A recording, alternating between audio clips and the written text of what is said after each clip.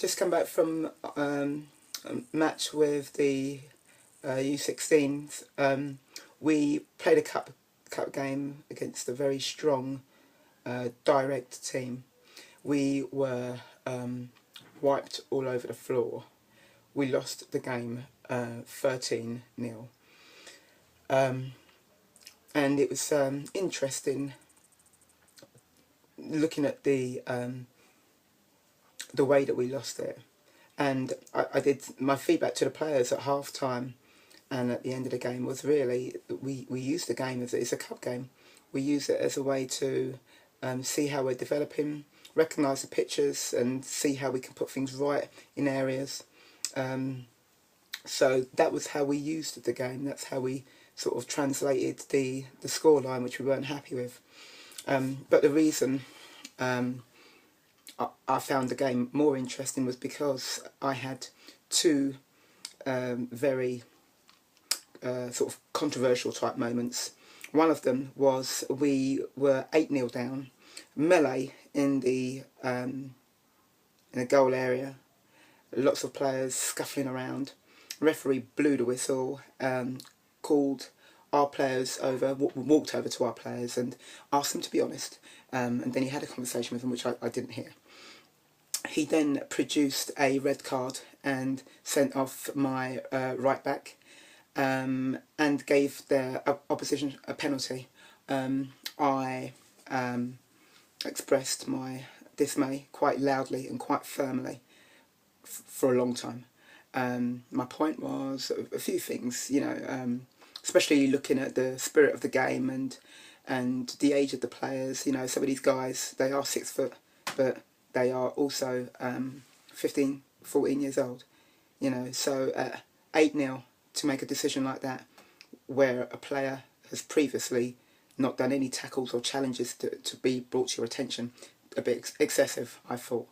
Anyway, so I was quite firm with the referee about that. Very, very vocal.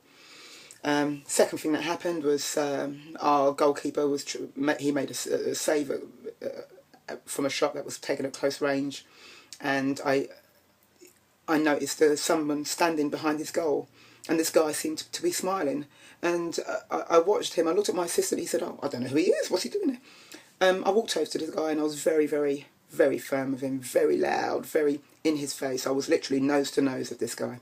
Okay, and the reasons being, it's an under-16s game. These are young guys. To have somebody standing in an area which isn't designated, to be behind a goalkeeper who's already let in 9 goals, and to be smiling or laughing and making comments, totally inappropriate. You know, these are young guys. We need to look after their development emotionally as well. So I expressed that to this gentleman who was a parent from one of the other players, and I shouted him on his way away from our goal.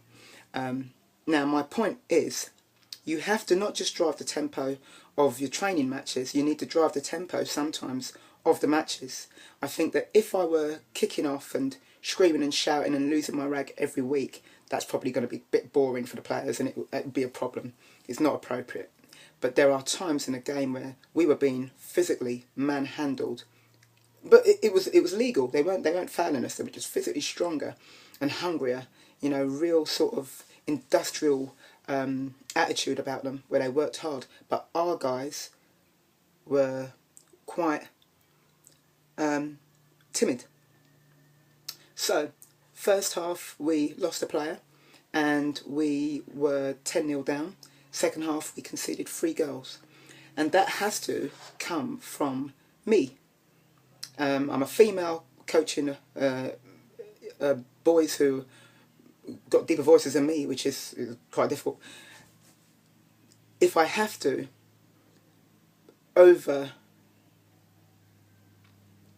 overact my aggression, if I have to overact my gestures at times, then that's what I have to do to drive the tempo of the match for my team, because they were getting overrun and they needed a higher tempo of aggression to get through the battle. And the game was a battle. It was a very, very difficult game for us.